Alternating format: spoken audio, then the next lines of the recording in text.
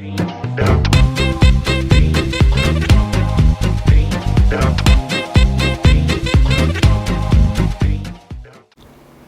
안녕하세요. 네, 이번에는 신일고 1학년 1학기 기말고사 문법 개념에 대해서 저희가 수업했던 개념 정리본 보면서 다시 한번 복습할 수 있고, 그 다음에 여러분들이 개념이 조금 이번에 시험 보면 엄청 많죠. 네, 또 문법이 형태소와 단어, 문장 성분, 품사, 그 다음에 다양한 문장 표현뿐만 아니라 사회소리에다가 또 이제 저번 중간고사에 있었던 의문까지 또 시험이 나오고, 그 다음에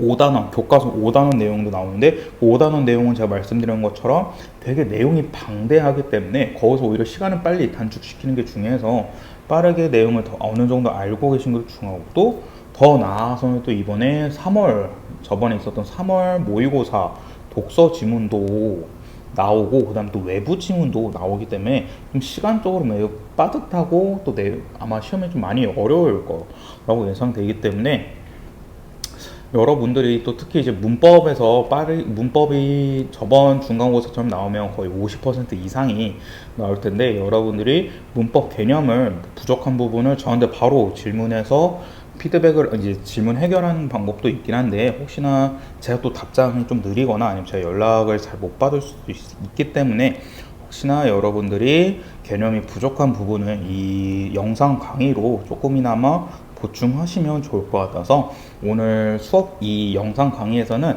우리가 수업했던 문법 개념을 빠르고 간단하게만 저희 정리본 보면서 설명을 드리도록 하겠습니다. 순서는 조금 우리 수업했던 내용이랑 조금 뒤죽박죽이긴 한데, 앞에서 차근차근 다시 한번 수업을 진행하도록 할 테니까 보시면 좋을 것 같아요. 그래서 여러분들이 강의별로 이렇게 위에 보시면 어근과 접사 혹은 합성어와 파생어 이렇게 제가 위에 키포인트로 이렇게 표제를 정해놨으니까 여러분들이 부족한 부분만 찾아서 더 들으시면 좋고요. 아니면 전체적으로 한번 더 훑고 싶다 하시면 전체적으로 다 들으셔도 좋으니까 그렇게 보시면 좋을 것 같습니다. 이 개념 정리부 파일 같은 경우는 제가 카톡방에 올려드리도록 하겠습니다. 혹시나 카톡방에 올려드리거나 PDF 파일로 올려드릴 테니까 핸드폰이든 자유롭게 태블릿 PC든 컴퓨터든 보시면서 보시면 좋을 것 같아요.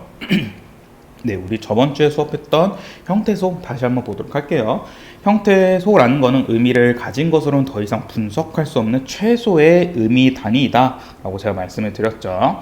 그 다음에 이제 단어라는 게 무엇이냐 했더니 어조를 자립하여 쓸 수 있는 부분과 조사로 분석했을 때 그 분석된 각각을 말하는데, 그냥 쉽게 말해서 자립하여 쓸 수 있는 가장 작은 단위입니다. 그 다음에 쉽게 말해서 최소 자립 단위죠. 근데 제가 중요한 게 예외적으로 조사는 자립하진 않지만 단어로 인정하는 건데, 왜 그러냐면 조사 같은 경우에는 같이 다닌 친구가 채연이었죠. 조사는 꼭 채연과 같이 다니는데, 이 채연이 어느 누구보다도 확실하게 자립성을 갖고 있기 때문에, 그래서 채연이랑 같이 다니는 조사 역시 자립하진 않지만 우리가 단어로 인정해주자 라고 제가 설명드렸던 거 기억해 주시면 좋을 것 같고요. 자, 그 다음에 그래서 그냥 형태소 같은 경우는 의미를 가진 것 중에 최소 단위, 그 다음에 단어는 자립할 수 있는 것들 중에 최소 단위라고 생각하시면 좋을 것 같아요. 자, 그래서 밑에 문법 단위의 종류인데, 이거는 저희가 1학기 중간고사 때 한번 봤던 건데 간단히 다시 보시면, 음운이라는 거는 최소 의미를 변별하는 단위이고요.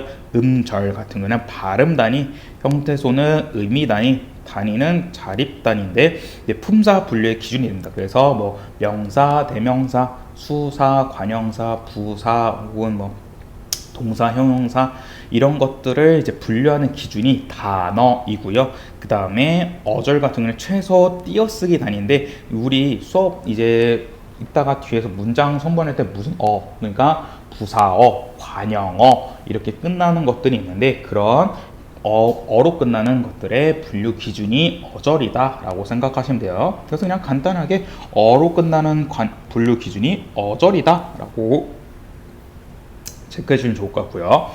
자, 그 다음에 형태소는 의미를 가진 것으로는 더 이상 분석할 수 없는, 그러니까 분석할 수 있는 거는 찢는다는 거거든요. 나눈다는 건데 그렇게 나눌 수 없는 최소의 의미 단위를 얘기하고요. 종류는 총 4가지가 있는데 자립 형태소 같은 경우에는 다른 형태소와 결합 없이도 혼자 쓰일 수 있는 형태소이다 했는데 제가 저번 주 수업 때도 말씀드렸는데 자립 형태소는 혼자 쓰일 수 있는 형태소이긴 하지만 대신 중요한 게 다른 형태소와 결합 없이도 혼자 쓸 수 있는 거였죠. 그러니까 다른 형태소 의존 형태소랑 굳이 결합할 필요 없이 그냥 얘 혼자만 딱 있어도 충분히 의미를 가진 것이 자립 형태소입니다. 그러니까 자립 형태소라 해서 무조건 얘는 무조건 자립 형태소니까 자립할 수 있는 거 혼자 있어야 되지 않나? 라가 아니라 이제 다른 형태소 굳이 결합 없이도 얘 혼자만 있어도 되는 게 자립 형태소다 라는 거 체크하시면 좋을 것 같고요. 네, 의존 형태소는 자립 형태소 반대로 혼자 쓰일 수 없는 형태소를 얘기하고요. 실질 형태소는 실질적인 의미를 가진 형태소, 형식 형태소는 문법적인 의미만을 가진 형태소, 이렇게 체크하시면 될 것 같습니다. 그 다음에 여러분들이 그냥 알고 계시면 좋은 게 한자 같은 경우는 그냥 되게 각 글자, 그러니까 한 글자 한 글자를 하나의 형태소로 본다라는 것만 체크하시면 될 것 같고요. 자, 이 부분이 좀 중요하죠. 네, 이 부분이 앞에서 제가 자립 형태소를 강조한 이유인데 관형사 같은 경우에는 실질적인 뜻을 갖고 있습니다. 왜냐하면 관형사는 체언을 수식해주는 친구들이죠. 체언을 수식해주는 친구들인데 관형사는 실질 형태소입니다. 실질적 의미를 가지고 있는데 중요한 게 자립 형태소입니다. 착각할 수 있는 게 관형사는 체언을 수식하는 애들이잖아. 그러기 때문에 관형사는 체언이 있어야 되지 않나 라고 생각할 수 있지만 관형사는 자기 혼자 있어도 충분히 말이 됩니다. 충분히 혼자 있어도 자립할 수 있는 친구들이고 무엇보다 우리 관형사의 대표적인 게 헌책 혹은 새책이라 할 수 있는데 이 헌과 새라는 이 관형사가 다른 형태소와 결합할 필요가 없죠. 네, 다른 형태소, 그러니까 의존 형태소 있어요. 어미라든지 혹은 조사라든가 접사라든가 굳이 결합할 필요가 없습니다. 네, 그렇기 때문에 관형사는 다른 형태소와 결합할 필요가 없기 때문에 자립할 수 있는 형태소에서 관형사는 자립 형태소고요.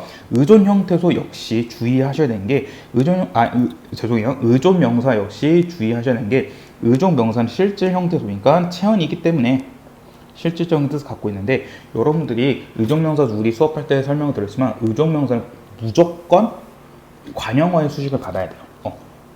웬만하면 거의 90% 이상이 관형어의 수식을 받아야 되는, 이 관형어에는 관형사도 포함이 되어 있습니다. 관형어의 수식을 받아야 되는 게 의존 명사인데, 그러니까 의존 명사 좀 헷갈리는 게 앞에서 너무 명사긴 명사인데 의존해야 되는 명사이기 때문에 얘는 의존 형태수구나 라고 생각할 수 있지만 의존 명사는 자기 혼자 굳이 다른 형태소 결합할 필요가 없기 때문에 얘는 자립 형태소입니다. 그러니까 얘는 의존 형태소와 결합할 필요가 없어요. 네, 의존 명사는 관형어의 수식을 받는 거지 얘가 위에 있는 것처럼 어미나 조사나 접사의 수식을 꼭 받을 필요는 없는 겁니다. 그래서 의존 명사는 자립 형태소이다 하는 거 체크하시면 좋을 것 같고요. 그 다음에 용언의 어간 혹은 어근이라는 거는 실질적인 의미를 갖고 있기 때문에 실질 형태소이지만 대신 어미와 반드시 결합해야 되는 게 어간이기 때문에 그래서 의존 형태소다 라는 거 체크하시면 좋을 것 같습니다. 밑에 좀 자세히 써놨지만 관형사는 반드시 체언을 수식해야 되기 때문에 문장 내에서 혼자 쓸 수는 없지만 앞뒤에 다른 형태소와 결합이 필요 없기 때문에 자립 형태소이다 라는 거 체크하시면 좋을 것 같고요.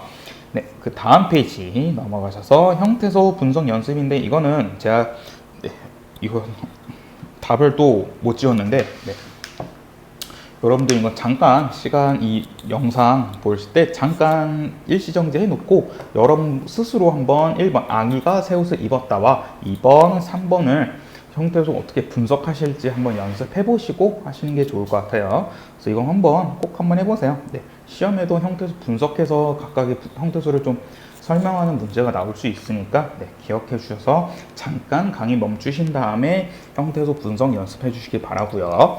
네, 그 다음에 밑에 이 형태라는 게 있었죠. 네, 이 형태란 건 형태는 다르지만 기능은 같은 형태소였습니다. 그래서 예시를 든 게 주격조사, 목적격조사, 접속조사, 연결어미 이렇게 있었는데 우리가 주격조사는 이와 가가 있습니다. 얘네는 어찌됐건 기능 같아요. 왜냐하면 주어의 자격을 부여하는 조사인 똑같은 이가는 주격조사이긴 하지만 근데 대신 얘네는 형태가 다르죠. 어쩔 땐 이를 쓰고 어쩔 땐 가를 쓰는데 뭐 수업할 때 제가 말씀드렸죠. 네, 만약에 앞말이 채연의 말이 자음으로 끝날 경우에는 그러니까 받침이 있을 경우에는 이로 쓰고 만약에 받침이 없거나 이제 모음으로 끝날 경우에는 가를 쓴다라고 체크하시면 좋을 것 같습니다. 그래서 밑에 예시 체크하시면 좋을 것 같고요. 목적격 조사, 접속 조사 다 연결음이 똑같이 형태는 다르지만 기능은 다 같은 형태소를 얘기하는 게 이 형태다라는 거 생각하시면 좋을 것 같습니다. 네, 그 다음 페이지 이제 단어입니다. 단어는 아까도 말씀드렸던 것처럼 자립할 수 있는 말, 그러니까 자립 형태소 전부를 이야기하고요. 그 다음에 자립할 수 있는 말에 붙어서 쉽게 분리할 수 있는 말, 조사를 얘기하는 게 단어였습니다. 그래서 단어 같은 경우는 품사 분류의 기준이었던 거 체크하시면 될 것 같고요. 네, 단어의 특징 같은 경우는 아까도 네, 단어는 당연히 품사 분류의 기준이기 때문에 단어에 주는 품사의 수와 일치할 테고요. 그 다음에 하나의 단어는 항상 붙여 써야 된다는 거. 그래서 하나의 단어 만약에 뭐 과자라는 게 있으면 우리가 과자를 과 띄고 자 이렇게 쓰지 않죠. 과자. 왜냐면 이게 하나의 단어이기 때문에 붙여서 쓰는 거 기억해두면 좋을 것 같고요. 그다음 모든 단어는 띄어쓰기를 원칙으로 한다. 그렇죠? 네. 근데 대신 조사는 예외입니다. 왜냐하면 조사는 자립성이 없기 때문에 우리가 조사를 단어로 인정해 주는 거는 조사는 체언이랑 그러니까 확실히 자립할 수 있는 체언이랑 같이 붙여 다니기 때문에 그래서 조사를 단어로 인정해 준 거지 조사만 보고 얘 단어로 인정해 주자 그게 아니었기 때문에 그래서 조사는 꼭 자립성을 확실하게 가진 체언이랑 붙여 써야 되기 때문에 그래서 조사는 예외적으로 쓰고요. 그래서 뭐 나는 과자를 먹었다. 이렇게 할 때는 띄어쓰기를 이렇게 하지만 나와 는 같은 경우에는 나 플러스 는 대명사 플러스 조사여서 각각의 단어니까 띄어써야 되지 않나요? 그게 아니라 는 같은 경우는 조사이기 때문에 그래서 꼭 붙여 쓴다. 네, 를 역시 조사 목적격 조사에서 앞에 있는 과자 체언과 붙여 써야 된다. 했던 거 체크하시면 될 것 같고요. 그 다음에 단어 하나만으로도 문장이 성립될 수 있다. 근데 이거 제가 예시 밑에 써줬죠. 너 저녁에 뭐 먹었어? 김밥. 네, 이렇게 단어 하나, 체언 하나만 말해도 충분히 문장 하나가 될 수 있다는 거 체크하시면 될 것 같고요. 그 다음에 조사는 의존 형태소지만 단어로 인정한다 라는 거 그냥 이거 체크 계속 앞에서 했던 내용은 똑같습니다. 그 다음에 용언, 동사와 형사 같은 용언 같은 경우에는 어감 플러스 어미가 결합된 형태로만 단어를 인정합니다. 왜냐하면 단어라는 거는 조사와 자립 형태소 전부입니다. 하지만 어감과 어미는 자립 형태소가 아닌 의존 형태소이기 때문에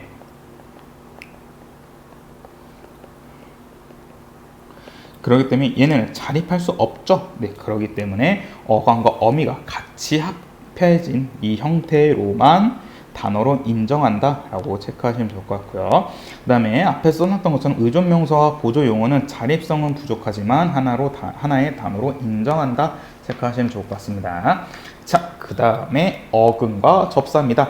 어근과 접사를 많이 어려워하시고 내용이 어려운 것보다는 조금 어감과 많이 헷갈려하는데 일단 어근과 접사에 대한 개념부터 확실하게 보고 넘어가시면 어근 같은 경우에는 단어의 구성 요소 가운데 실질적인 의미를 나타내는 중심 부분입니다. 그러니까 실질적인 의미를 나타내는 부분인데 제가 실질적인 의미에 추가적으로 이 말도 기억하시면 좋다고 얘기했죠. 독립적인 의미 역시 나타나는 게 어근이다. 그러니까 어근은 접사와 띄어놔도 그 어근의 뜻이 확실하게 있어요. 네.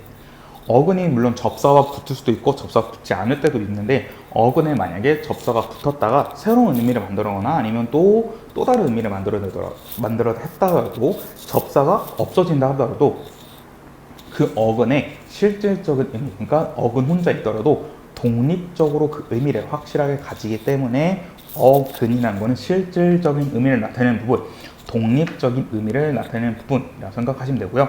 네, 접사 같은 경우에는 그 뜻을 제한해 준다는 건데, 제한이라는 게 꼭 리미트의 마이너스의 느낌이 아니라 플러스의 느낌도 있다라는 거 생각하시면 좋을 것 같고요. 그래서 어근 앞에 붙어 있으면 접두사, 이 두자는 머리 두자였죠. 어근 뒤에 붙으면 전미사는 꼬리에 붙어 있는 거. 그래서 여러분들이 어근과 접사를 좀 많이 헷갈려서 있는 게, 어근은 의미를 가진 거, 접사는 의미가 없는 거. 그러니까 어간과 어미처럼 생각하시면 안 돼요. 어간과 어미처럼 의미가 있고 없고 그게 중요하지 않나? 그게 아니라 어근과 접사 같은 경우에는 둘 다 의미를 가질 수 있어요. 네. 왜냐하면 접사도 어찌되건 어근에 붙어서 그 뜻을 제한, 마이너스하거나 플러스해주는 역할을 가지고 있기 때문에, 그래서 어근과 접사 둘 다 의미는, 그러니까 뜻은 가질 수 있지만 대신에 어근은 접사와 분리되어 있더라도 독립적인 의미, 실질적인 의미를 확실하게 가질 수 있고, 하지만 접사는 어근과 떨어지면 그때 그 어근과 붙어 있을 때 접사의 의미가, 접사는 뿅 날아가 버리면 접사는 혼자 그 의미를 간직할 수 없습니다. 독립적인 의미가 없다는 거예요. 네, 그래서 직접 구성 성분이라는 거는 단어를 두 조각으로 한 번만 나누는 거예요. 한 번만 나눠서 나온 구성 요소로서, 놀이터 같은 경우는 놀이터, 불꽃놀이는 불꽃놀이, 시부모님 같은 경우는 시부모, 단팥죽 같은 경우는 단팥죽, 이렇게 생각하시면 좋을 것 같습니다. 그 다음에, 네, 저번 수업 때 한 친구가 달팽이에 대해서 얘기해줬죠. 네, 달팽이 같은 경우는 이것도 제가 좀 더 자세히 한번 찾아봐야 될 것 같은데, 달팽이는 지금 제가 국립국어 온라인 가나다에 찾아보니까 달팽이는 그냥 하나의 단어라고 합니다. 네, 이거는 직접 구성 성분으로 나눌 수 없이 하나의 단어가 그냥 달팽이다 라고 하는데, 혹시 모르니까 제가 이건 조금 더 문법 교재나 문법 다른 책들을 참고해서 더 자세히 한번 보도록 하겠습니다.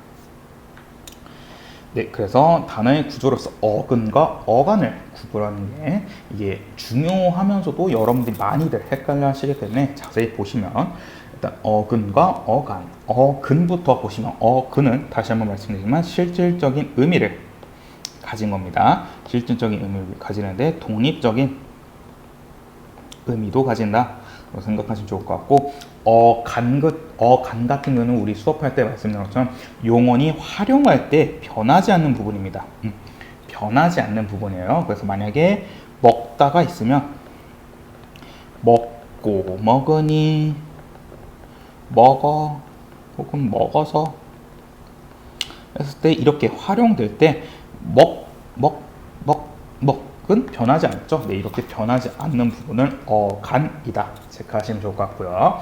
그래서 어근은 접사와 꼭 같이 다니고요. 어간은 어미와 같이 다닌다 체크하시면 될 것 같습니다. 네, 그래서 보시면, 그러면 어근과 어간은 어떻게 나누냐면, 어간은 제일 간단한 게 그냥 달을 제한 부분이에요. 기본형에서 달을 제일 나누는 건데, 그래서 예시 든 게 먹이고에서 먹이다에서 어간은 그냥 달을 빼면 됩니다. 먹히다 역시 달을 빼서 먹히, 휘달리다 역시 달을 빼서 휘달리, 가다에서는 달을 빼서 가. 이렇게 체크하시는 게 어간이다 생각하시면 좋을 것 같고요. 네, 굴절 접사라는 게 있습니다. 근데 굴절 접사는 접사긴 접사인데 문법적 기능을 하는 접사예요. 네, 일반적으로 어미라는 용어를 사용하는데, 용언의 경우 어간 뒤에 결합하는 형식 형태소를 어미라고 하지만 어근 뒤에 결합하는 형식 형태소는 굴절 접사라고 생각하시면 좋을 것 같습니다. 네, 그래서 굴절 접사는 그냥 쉽게 말해서 어미다라고 생각하시면 제일 간단하고요.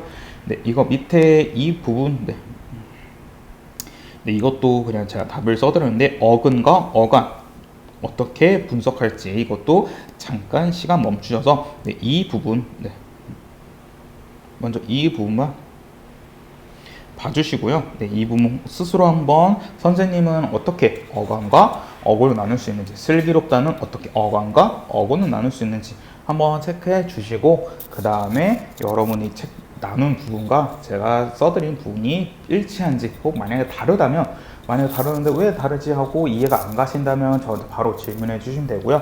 만약에 이해됐어 하고 넘어가셔도 한 번 더 꼼꼼하게 봐주시면 좋을 것 같습니다.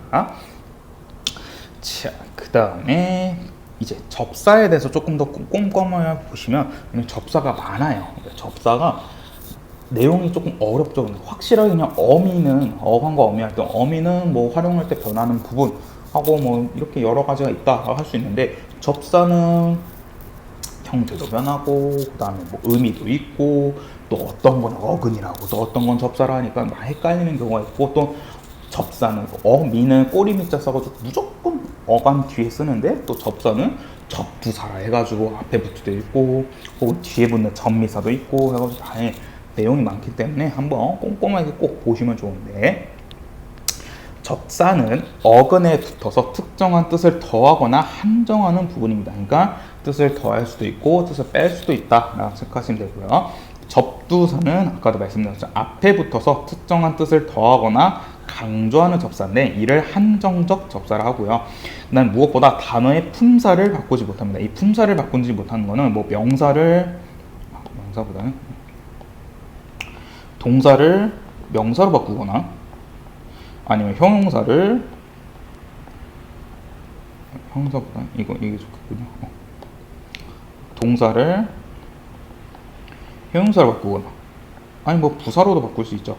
이렇게 바꾸는 기능이 없다는 겁니다.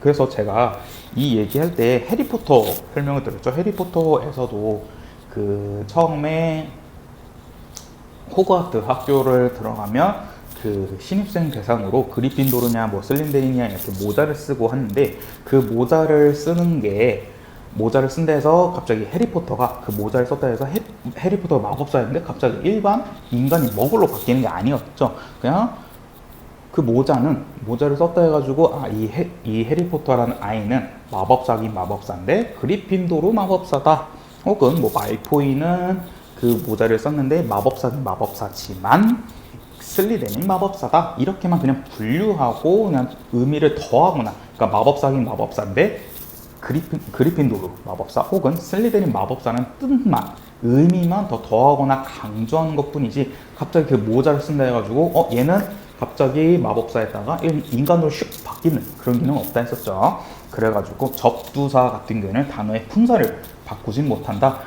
마법사를 갑자기 인간으로 바꾸진 못하고 그냥 마법사 중에서도 그리핀도르 마법사, 슬리데린 마법사 이렇게 강조하거나 의미를 더해줄 뿐 그 성격은 바꾸지 못한다 라는 거 체크하시면 되고요. 접미사보다 수가 적습니다. 다행이죠. 수가 적어서 조금은 간단한 게 접두사인데, 그래서 예시를 든 게 맨손에서 이제 맨이라는 접두사입니다. 손이긴 손인데 그냥 아무것도 없는 손 해가지고 맨손. 그 다음에 들볶다는 볶긴 볶는데 엄청 더 자자자자 볶을 때 들볶다. 그 다음에 퍼렇다에서는 퍼렇다가 시퍼렇다였는데 퍼렇긴 퍼렇는데 더 시퍼런 거 시퍼렇다 가지고. 근데 둘 다 중요한 게 명사가 명사고요, 동사가 동사고 형용사가 형용사입니다. 그냥 의미만 더하거나 마이너스 했을 뿐이지 품사를 변화시키지는 않았습니다. 체크하시면 좋을 것 같고요. 그래서 접두사의 종류로는 관형사성 접두사, 그러니까 관형사는 아까 체언을 꾸며주는 거였죠. 그래서 관형사는 체언을 수식하는 거기 때문에 관형사성 접두사는 당연히 체언 명사와 결합하고요. 관형사적 기능을 갖고 있고요. 그래서 군, 날, 맛, 선, 풋 이런 건데, 군 같은 거는 그냥 쓸데없는 의미를 더 추가해주고요. 그러니까 쓸데없는 이라는 의미를 추가해주는 게 군이라는 접두사예요. 군의 의미가 쓸데없다는 게 아니라. 그 다음에 날이라는 거는 뭐 지독한 혹은 가공하지 않은, 맛 같은 거는 당연히 맛이 얘기하는 거고요. 근데 선은 아직 선은 완벽하지 않은 느낌이고요. 풋이란 거는 뭐 좀 미숙한 아니면 처음 나온 이런 걸 의미하는 게 이런 접두사고요. 부사성 접두사는 부사는 우리 못 꾸며준다 했죠? 부사는 그러니까 부사가 물론 우리 수업할 때 용언뿐만 아니라 같은 부사, 관형사, 명사 다 꾸며줄 수 있다 했는데 일반적으로는 부사가 용언을 꾸며준댔죠. 용언을 수식해준댔죠. 그래서 당연히 용언이랑 결합합니다. 그래서 돼, 뒤, 들, 치, 휘 이런 것들이 있고요. 그 다음에 통용 접두사 같은 경우에는 명사에도 붙고 용언에도 붙는 접두사입니다. 그러니까 관형사의 기능도 하고요. 그 다음에 부사의 기능도 하는 게 통용 접두사라는 건데, 그래서 덧, 막, 헛 이런 것이 있다 체크해 주시고, 이런 거는 최대한 그냥 자주 봐주시는 게 제일 좋아요. 제일 자주 그냥 보시는 게 제일 좋고요. 그 다음에 무엇보다 아까 제가 말씀드렸던 게 접사라는 경우에는 접사는 어근과 떨어지게 되면 그 접사의 의미를 잃어버리게 된댔죠. 그래서 우리가 그냥 간단하게 이거 보시면 돼요. 군말 할 때 군말이 군 플러스 말인데, 군 같은 경우에는 쓸데없는 를 의미라고요. 말 같은 경우는 그냥 뭐 토크, 진짜 뭐 언어 뭐 이런 느낌이죠. 근데 얘를 이렇게 찢어서 군말이란 건 그래서 쓸데없는 말이에요. 근데 얘를 이렇게 말 찢었네. 찢었을 때 말은 여전히 말이라는 의미를 갖고 있죠. 토크라는 언어라는 의미의 독립적인 의미를 가지고 있어요. 하지만 군은 이렇게 말을 띄워놓으니까 우리가 군만 봤을 때, 이렇게 봤을 때 바로 쓸데없는 이라는 의미가 생각나진 않죠. 네. 군이라면 뭐 정말 저 같은 경우는 군하니까 바로 뭐 축구나 스포츠 같은 거 보면 1군, 2군 했을 때 그 군이 나올 수도 있고, 혹은 뭐 군대라면 군대, 뭐 육군, 해군, 뭐 공군 이런 게 나올 수 있고, 군은 또 아니면 뭐 구운을 바꿀 수 있는 거 할 수 있는데, 우리가 군이라는 단어 하나만 딱 봤을 때, 군이라는 글자 딱 하나만 봤을 때, 아, 얘는 쓸데없는이라는 독립적 의미가 있네 라고 생각하진 않죠. 군이라는 거는 쓸데없는이라는 의미를 가지고 있었지만, 이 의미는 말이라는 어근과 결합했을 때만 의미가 있는 거고, 그 말이라는 어근과 찢어지게 되니까, 그 말이라는 어근과 헤어지게 되니까 군이라는 글자는 쓸데없는 의미라는 게 독립적으로 존재하지 않죠. 근데 실질적으로 존재하지 않기 때문에 이 쓸데없는 의미가 사라지기 때문에, 그래서 군 같은 경우에는 접사다라는 거 체크해 주시면 좋을 것 같습니다. 그래서 아까 제가 말씀드렸던 게 어근 같은 경우에는 나누더라도 혼자 실질적이고 독립적인 의미를 가진 게 어근, 그 다음에 만약에 접사인데 접사 같은 경우에는 혼자 있거나 아니면 어근과 헤어지게 됐을 때 그 의미를 독립적으로 가질 수 없을 때 접사다라는 거 체크하시면 좋을 것 같고요. 네, 그 다음 페이지로 넘어가면 접미사입니다. 접미사 보시면 접미사는 어근의 뒤에 붙어서 특정한 뜻을 더하는 접사에서 한정적 접사를 할 수 있는데, 접미사는 단어의 품사를 바꿀 수도 있습니다. 그래서 지배적 접사라고 해요. 왜냐하면 우리가 이거 제가 꼬리 설명을 드렸죠. 그래서 어떤 생명체가 이렇게 지나가는데 그 생명체의 꼬리가 호랑이 꼬리처럼 생겼으면 우리는 그 꼬리를 보고 쟤 호랑인가? 라고 생각할 수 있는 거고, 그 다음에 만약에 그 꼬리가 되게 원숭이 꼬리처럼 생겼으면 쟤 혹시 원숭인가? 생각할 수 있는 거고, 만약에 그 꼬리가 공룡 꼬리처럼 생겼으면 쟤 공룡인가? 라고 생각해서 꼬리에 따라 호랑이냐 원숭이냐 뭐 새냐 공룡이냐 이렇게 다 달라지게 되죠. 그래서 접미사 같은 경우에는 꼬리에 따라 품사가 바뀔 수 있기 때문에, 그래서 지배적 접사다라는 거 체크하시면 좋을 것 같고요. 그래서 예시 들어놓은 게 높이죠. 높 같은 경우에는 높다는 형용사입니다. 형용사인데 여기에 이라는 접미사가 붙었더니 높이라는 명사가 될 수도 있고 부사가 될 수도 있어요. 바뀌죠. 품사가 변화했기 때문에, 그래서 접미사 같은 경우는 품사를 바꿀 수 있다. 똑같이 새라는 관형사인데 이게 높다는 전미사가 붙어있더니 갑자기 형용사가 슝 됐습니다. 네, 그래서 품사가 변할 수 있다 생각하시면 될 것 같고요.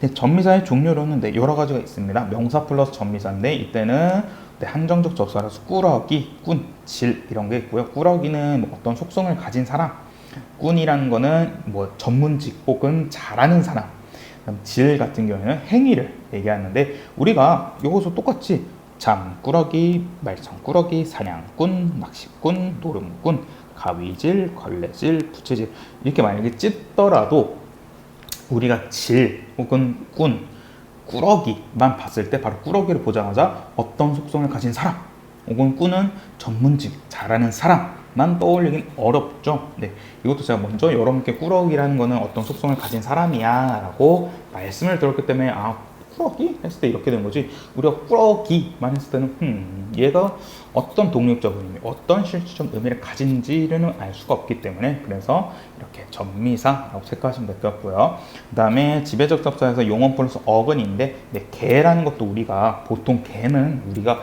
강아지로 생각하죠. 근데 여기서 날개, 덮개, 오줌 싸개. 근데 날개를 우리가 보고 만약에 날개가 나르는 개를 의미하는 거면 이건 이때 개는 어근이죠. 하지만 날개 했을 때는 날개가 윙이죠.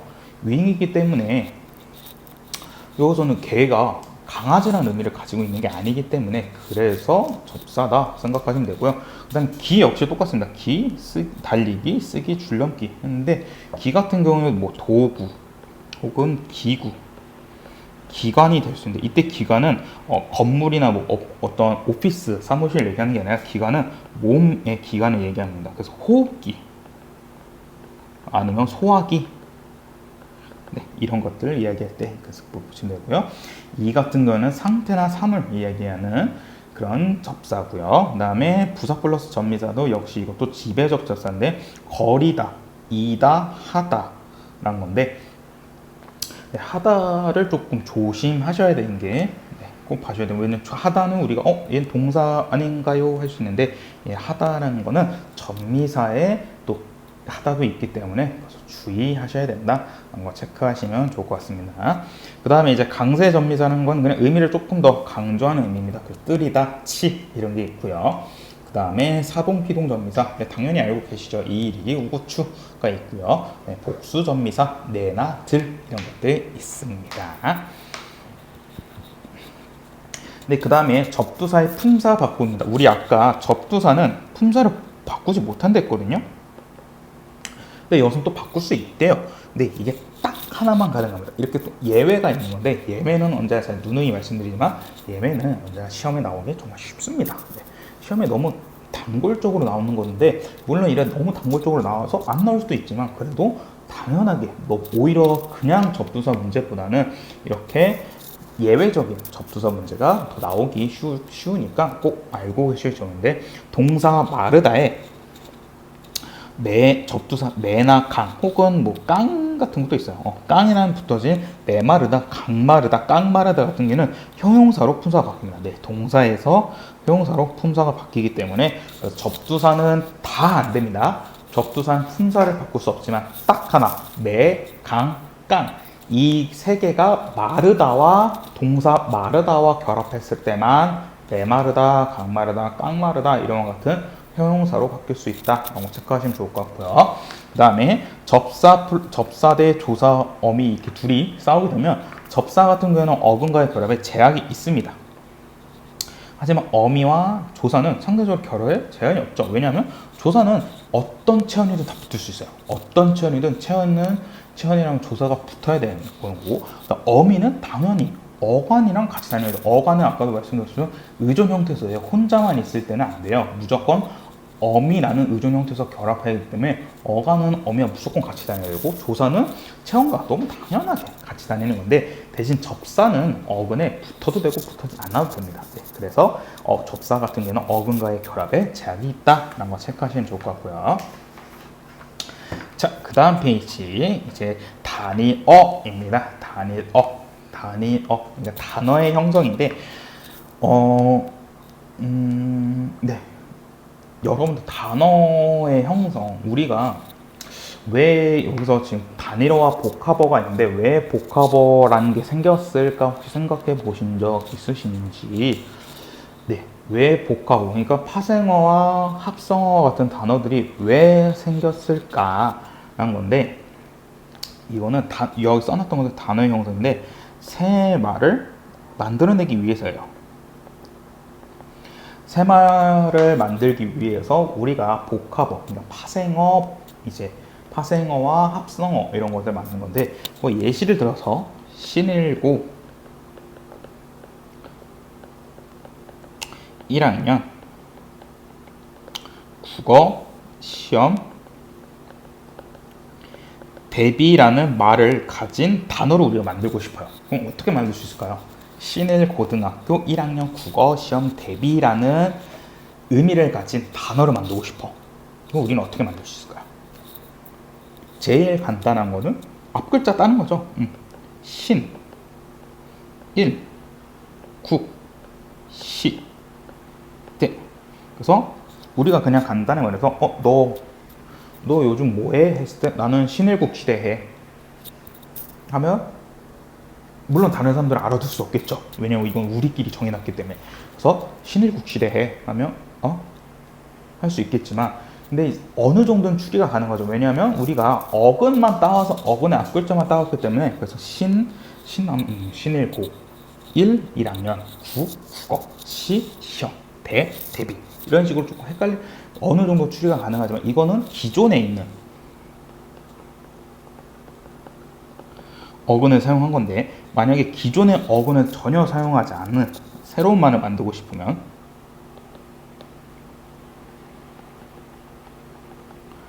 기존의 어근을 전혀 사용하지 않는 거는 뭐 예를 들면 뭐 짝꿍, 우리 신일고등학교 1학년 국어 시험 대비 반, 시험 대비 반. 더 나아가서 그냥 대비반 사송은 선생님 반, 이거를 이 의미를 가진 단어를 만들고 싶으면 우리끼리 정한 거예요. 야, 사송은 선생님이 신일고 1학년 1학기 기말고사 국어 시험 대비반을 우리가 짝꿍이라 하자 하면, 이게 우리가 이제, 근데 이게 우리끼리만 아는 거죠. 이 강의를 듣는 사람만 아는 건데, 우리가 갑자기 다른 신일고 학생한테, 지금 이 짝꿍이라는 수업을 듣지 않은 학생한테 야, 너도 짝꿍 들어, 너도 짝꿍 들으라니까, 나 이번에 짝꿍 들어 시험 잘 봤어, 나 짝꿍 들어, 이런 식으로 하면 그 말을 듣는 학생은 짝꿍이 뭔데? 라고 할 수 있겠죠. 그렇기 때문에 기존의 어근을 전혀 사용하지 않을 경우에는 의사소통에 좀 문제가 생길 수 있어요. 왜냐하면 우리 말이라는 건, 언어라는 건 어찌됐건 간에 의사소통을 위한 겁니다. 네, 의사소통을 위한 거기 때문에 의사소통이 안 되는 단어, 언어는 사회적으로는 그렇게 큰 기능을 하지 못해요. 네, 그래가지고 우리가 사람들이 생각하는 기존의 어근이 아니라 새로운 어근을 사용하는 것보다는, 새로운 어근을 만들어서 단어를 만들면 사람들 이해하기 어렵고 그때그때 설명을 하는 게 되게 경제성이 떨어지죠. 네, 그렇기 때문에 그럴 바에는 차라리 기존의 어근을 가져와서 기존의 어근에다가 접사라는 거, 그러니까 접사라는 그냥 의미만 추가할 수 있는 걸 붙여서 우리가 언어를 만들자, 단어를 만들자 했던 게 이제 단일어 복합어입니다. 그래서 이게 대표적인 예시가 그런 것들이에요. 이걸 지우면 이게 그 옛날에 1990년대쯤에 그 역사 바로 잡기라 해가지고 그 일본말을 되게 없앨라 했어요. 일본말은 뭐냐면 일본 잔재 청산이라는 목적으로 인해서 우리가 쓰는 일본말들을 다 없앨라 했는데, 그게 이제 대표적인 게 노견이에요. 한 번씩 들어보실 수도 있는데, 노견자가 뭐냐면 이 노자는 길로자고요, 견자는 어깨.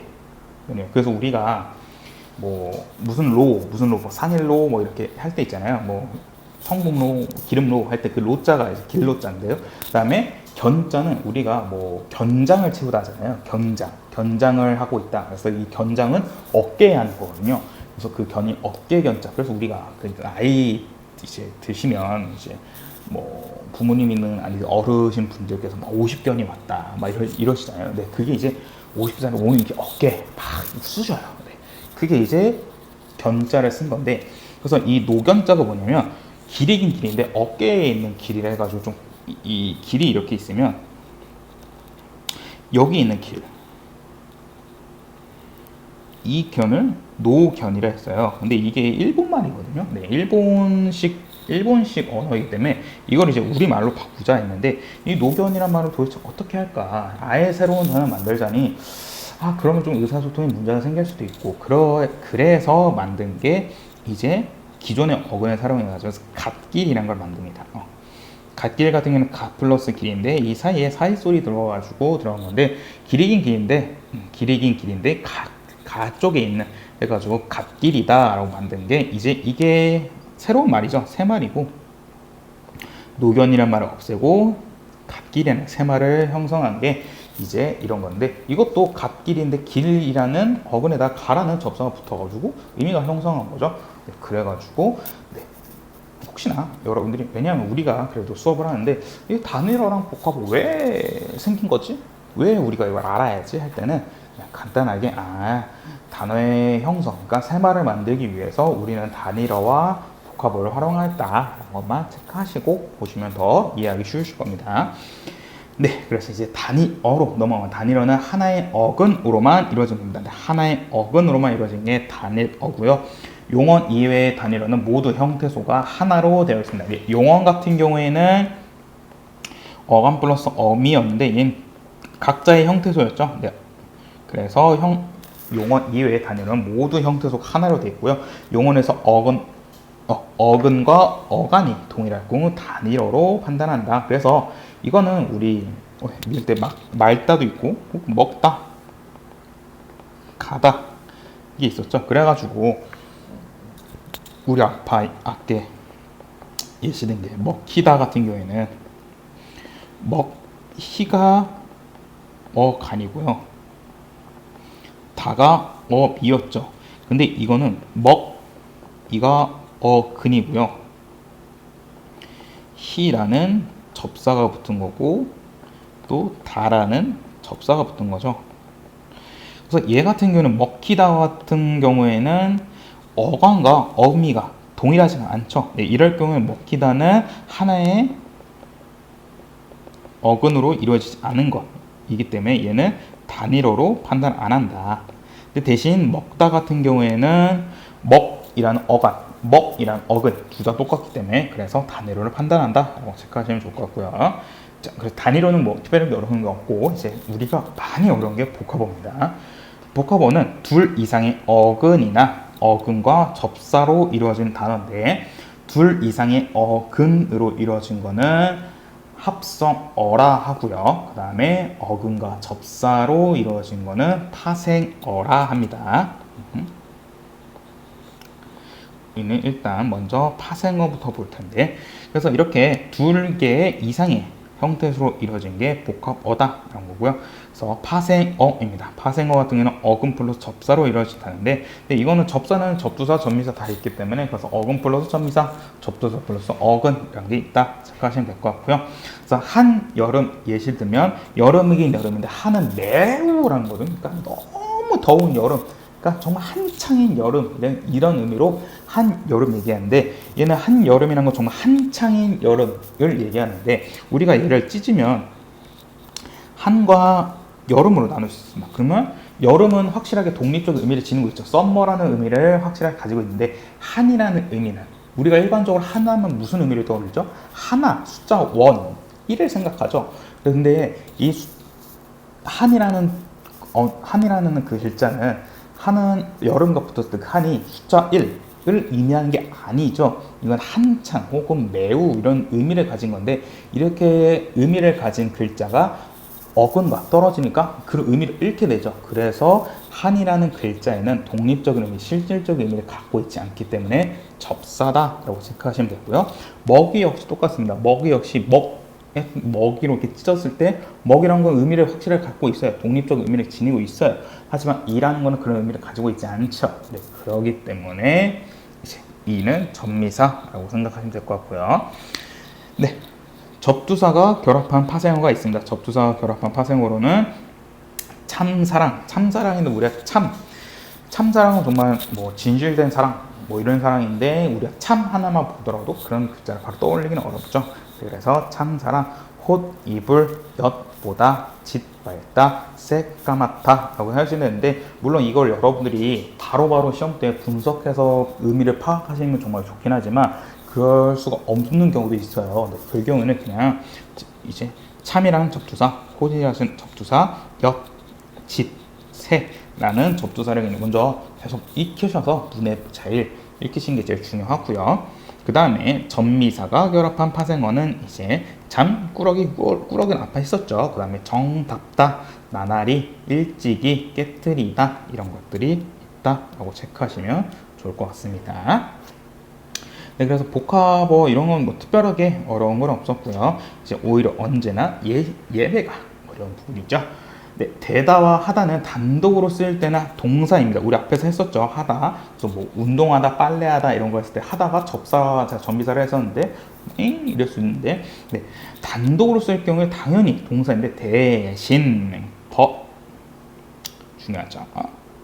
명사 어근이나 부사 어근 뒤에 붙을 경우는 지배적 접사입니다. 지배적 접사는 품사를 바꿀 수 있는 접사였는데, 그래서 보시면 선생님이 되다, 공부를 하다 이렇게 했을 때는 얘네들이 혼자 쓰였기 때문에 동사의 기능을 하고 있지만 사용되다, 형성되다, 참되다, 거짓되다, 막되다, 못되다 이렇게 명사나 부사 어근이 결합했을 때는 접사의 기능을 한다라고 생각하시면 되고요. 공부하다, 운동하다, 건강하다, 순수하다, 달리하다, 함께하다 이렇게 이것도 명사 어근과 부사 어근이 붙어가지고 바뀐 게 접사다라고 생각하시면 되고요. 그 다음에 이거는 너무 시험에 이제 자주 나와서 많은 분들이 알고 계신데, 명사 파생 접사와 명사형 전성 어미가 이제 많이 헷갈릴 경우가 있는데, 우리 전성 어미는 제가 어미 수업할 때 말씀을 드렸는데 이 전자는 회전하다 그렇죠? 그래서 성질을 회전하는 친구였는데, 그러니까 원래 용언, 동사나 형용사로 써야 되는데 이걸 성질을 바꿔주고 전성어미가 뭐 명사형 전성으로 했는데 용언이긴 용언인데 동사긴 동사, 형용사긴 형용사인데 얘를 마치 명사처럼 씩 회전시킨 게 전성어미라고 하는데, 둘 다 뭐뭐 미음과 뭐뭐 기로 쓰여지는데 주의하셔야 될 게 명사 파생 접사와 명사형 전성어미는 자, 어미라는 건 뭐랑 결합한댔죠? 어미라는 거는 어감과 결합을 해요. 어감과 어미는 용언입니다. 용언의 가장 큰 특징은 서술성을 가진 거였어요. 자, 명사 파생 접사입니다. 접사는 접사는 어근과 결합하는데, 얘는 접사는 아까 말씀드린 품사를 싹 바꿀 수가 있어요.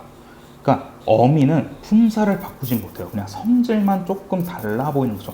용언을 명사, 부사 이렇게 살짝 바꿀 수 있는, 그렇게 보이게 하는 것처럼 보이는 거지 접사처럼 확 바꾸지 못해요. 접사는 정말 품사를 샥 바꿀 수 있는데 어미는 그렇게 못해요.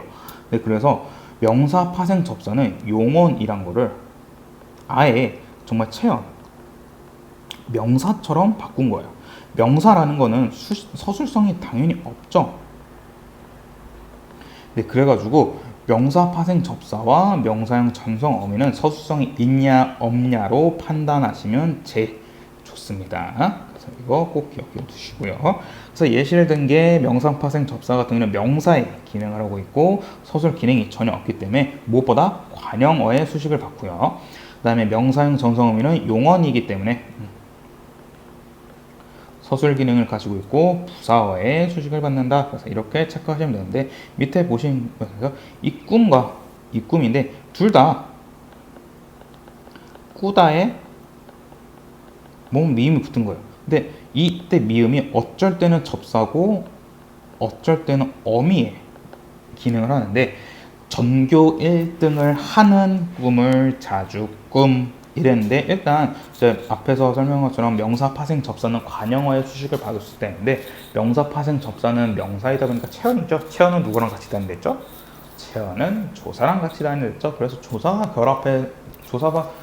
결합해 있을 때는 당연히 얘는 명사 파생 접사구나 할 수 있겠지만 조사는 주의해야 될 게 언제나 생략을 또 생략이 될 수 있기 때문에 그래서 관형어의 수식이 오냐 안 오냐 따지시면 되는데 전교 1등을 하는 이라는 거는 관형어죠. 이게 뒤에 있는 꿈을 꾸며주죠. 그렇기 때문에 얘는 명사 파생 접사라고 보시면 되고요. 그 다음에 이 꿈 같은 경우에는 자주 꿈. 근데 이 자주는 부사어죠. 근데 얘가 뒤에 있는 꿈을 꾸며줍니다. 그렇기 때문에 이때 꿈은 명사형 전성어미가 쓰여졌다. 체크하시면 되고요. 그 다음에 잠을 잠 이렇게 할 때도 여러분들이 이것도 한번 여러분들이 스스로 한번 해보시고요. 과연 어떤 게 명사 파생 접사를 쓴 거지, 어떤 게 명사형 전성어비를 썼는지 이거는 우리 다음 수업 때 한번 더 제가 다시 한번 질문해 볼 테니까 한번 보시면 좋을 것 같습니다. 자, 그 다음에 제가 아까 말씀드렸는데 또 접사는 어근이랑만 이제 결합했는데 가끔씩 접사끼리 같이 다닐 때도 있어요. 네, 접두사와 접미사가 합쳐진 경우인데 이것도 하나의 단어로 인정이 되는데 풋내기, 막둥이, 그러니까 풋내기, 막둥이 이렇게 풋내기 찢으면 풋이랑 내기 의미가 독립적으로 존재하나요? 독립하지 않죠. 그렇기 때문에 둘 다 접사인데 접사끼리 결합한 단어가 풋내기고요. 막둥이 역시 막과 둥이 그 단어 하나씩만 봤을 때도 알 수가 없죠. 그래서 막둥이 역시 접사끼리 결합했다라고 체크하시면 좋을 것 같고요. 네, 그 다음에 관형사와 접두사 차이점입니다. 근데 이거는 뭐 여러분들 쉽게 파악할 수 있을 텐데 관형사 같은 경우는 홀로 쓸 수 있으면서 그 자체가 하나의 단어로 사용하는데 다른 단어가 끼어들 수가 있습니다. 네, 다른 단어가 끼어들 수 있는데 뒤에 오는 단어의 제약은 당연히 없죠. 네, 관형사 같은 경우는 그냥 다 꾸며줄 수 있죠. 그래서 셋 체크했을 때 이 책에 사이에 문법이라는 단어가 들어와도 말이 되죠. 셋, 문법, 책 이렇게 말이 되기 때문에 그래서 이때는 관형사로 판단할 수 있는데 접두사는 혼자 쓸 수 없고요. 그 다음에 무엇보다 다른 단어가 끼어들 수 없습니다. 네, 그렇기 때문에 세 까마타 역시 이 세와 까마타의 그 사이에 셋이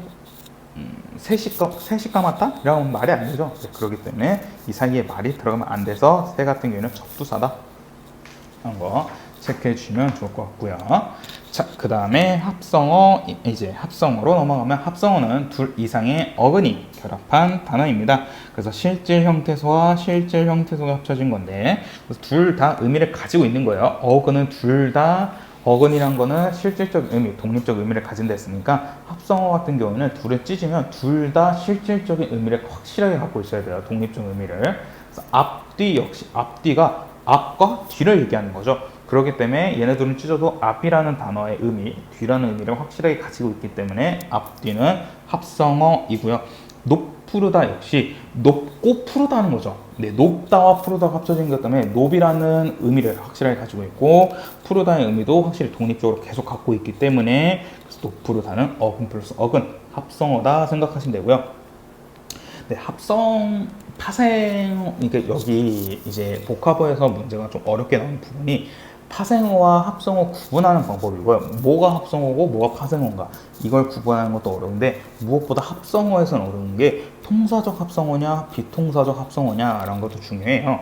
그래서 이거는 이제 통사적 합성어부터 차근차근 보시면 통사적 합성어라는 거는 일반적인 우리가 알고 있는 합성어의 기능을 한다는 거예요. 그러니까 우리가 일반적으로 예를 들면 우리가 요리를 할 때도 라면을 끓일 때 라면에다가 일반적으로 뭐 계란이랑 뭐 우유나 치즈를 넣을 수 있는데 뭐가 좋을까요? 제가 개인적으로 오이를 싫어한다고 말씀을 드렸는데 라면에 오이를 넣으면 일반적이지 않죠. 네, 일반적이지 않습니다. 네, 이렇게 일반적으로 라면에다가 계란이랑 치즈랑 뭐 우유나 이런 거 넣는 것들은 일반적이기 때문에 통사적이라고 볼 수 있는데, 라면에다가 오이를 넣거나 아니면 뭐 민트를 넣거나 아니면 뭐 초콜릿을 넣거나 이러면 좀 맛이 좀 일반적이지 않겠죠. 네, 그 경우에는 일반적이지 않은 라면이어서 비통사적 라면이라고 하는데, 네, 이것도 똑같이 생각하시면 돼요. 통사적 합성이라는 건 우리가 알고 있는 일반적인 문장의 합성하는 방법을 사용한 거예요. 그래서 우리가 일반적으로 알고 있는 단어 배열법이나 어순과 일치하는 합성어를 얘기하는 건데, 1번부터 보시면 체현 플러스 체현은 둘 다 자립할 수 있고 둘 다 혼자 의미를 다 가지기 때문에 얘네들은 서로 합쳐도 괜찮습니다. 네, 그래서 체현 플러스 체현은 충분히 통사적인 거고, 관형사 플러스 체현 같은 경우에는, 왜 관형사는 체현을 수식하는 애들이죠. 그래서 얘는 제 기능을 하고 있는 거예요.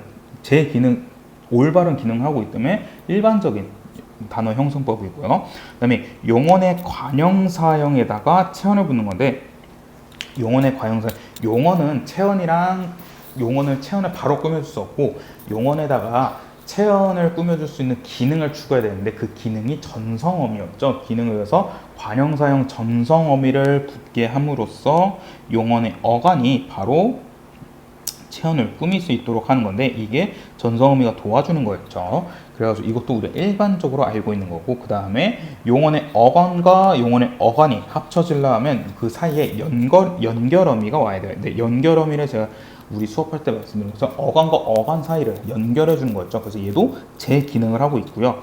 마지막 부사 플러스 부사도 물론 이제 우리가 부사는 용언을 꾸며주는 거 아니었나요? 했는데, 이제 부사 설명할 때 부사는 용언도 꾸며줄 수 있고 제한도 꾸며줄 수 있고 관형사도 꾸며줄 수 있다 라고 얘기했으니까, 이것도 어찌됐건 제 기능을 하고 있기 때문에 부사 플러스 부사도 통사사 합성어인데, 물론 이제 여기까지 알고 계신 것도 중요한데, 제일 이제 좀 여러분들이 어려운 부분이 비통사적 합성어입니다. 그다음에 이거 비통사적 합성어 하기 전에 이것부터 먼저 말씀하면, 체현 플러스 용언인데, 체현 플러스 용언은 통사적 합성어예요. 이게 왜 통사적 합성어냐면 조사가 생략된 거거든요.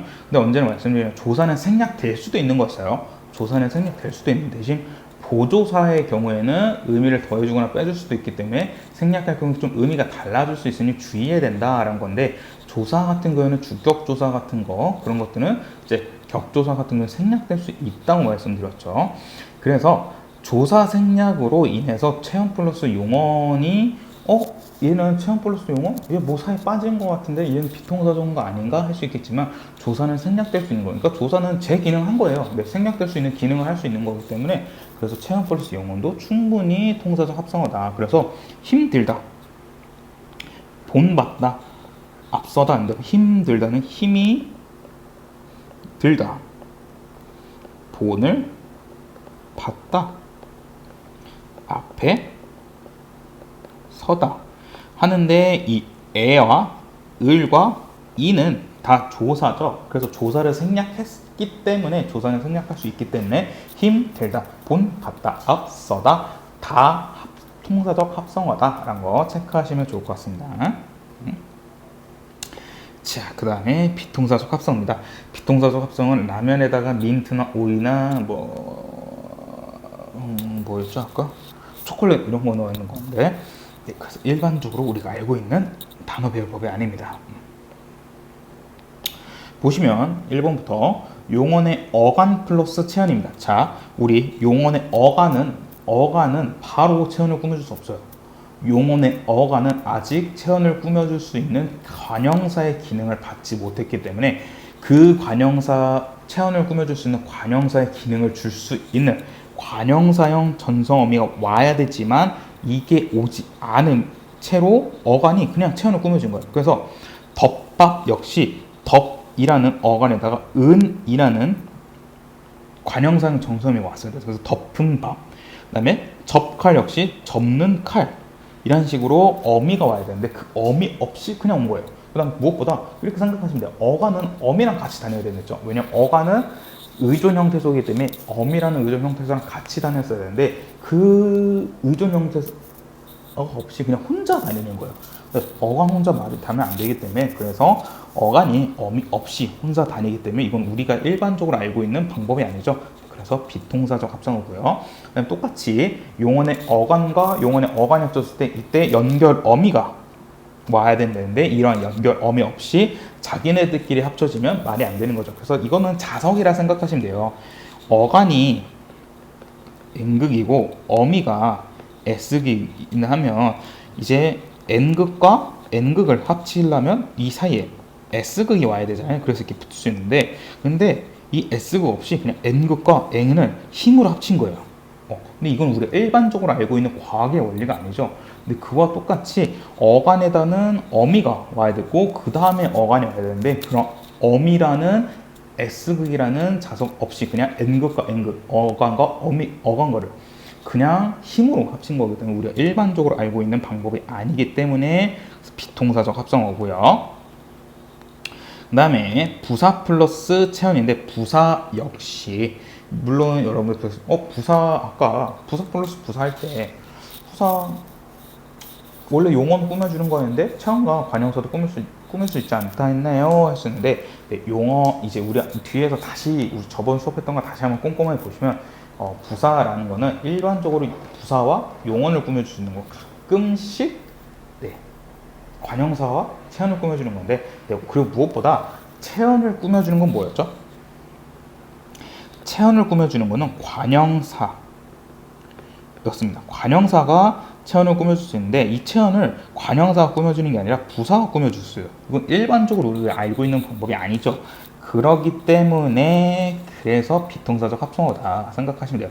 이게 위에서 부사 플러스 부사에 좀 집중하는 것보다는 그냥 부사는 아까 부사는 용언, 부사, 관형사, 이제 체언 다 꾸며져 있어서 이는 제 기능하고 있는 거라서 동사적 합성어 아니었나요? 할 수 있는데, 우리가 여기서 비동사적 합성어 부사 플러스 체언 같은 거는, 체언은 원래 관형사의 수식을 받아야 되는 친구인데 뜬금없이 부사의 꾸밈을 받고 있기 때문에 이거는 일반적이지 않기 때문에 그래서 비동사적 합성어고요.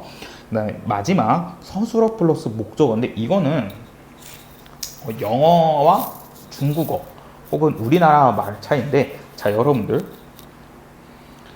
책을 읽다, 산에 오르다, 우리는 이렇게 쓰죠. 근데 이거를 영어로 쓸 때는 읽다 책을, 혹은 오르다 산에 라고 하죠. 그래서 우리가 리드 북, 리드 맞나? 그 다음에 클라임드 마운틴, 이렇게 쓰는 게 영어식, 중국식의 문장 구성 방법이죠. 우리나라는 목적어가 먼저 오고 서술어가 와야 돼요.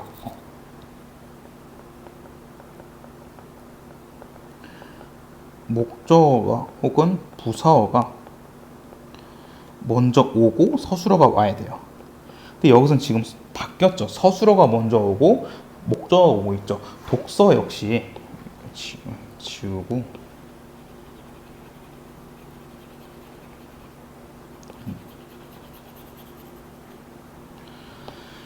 독서 역시 서자는 책이고요. 독은 읽다예요.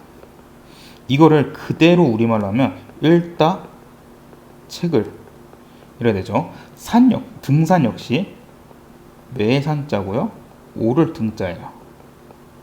이것도 그냥 나타내면 오르다 산에 라는 식이기 때문에 이것도 서술어가 먼저 오고 목적어 부사가 뒤에 오거든요. 이건 우리가 일반적인 문장 어순이 아니죠.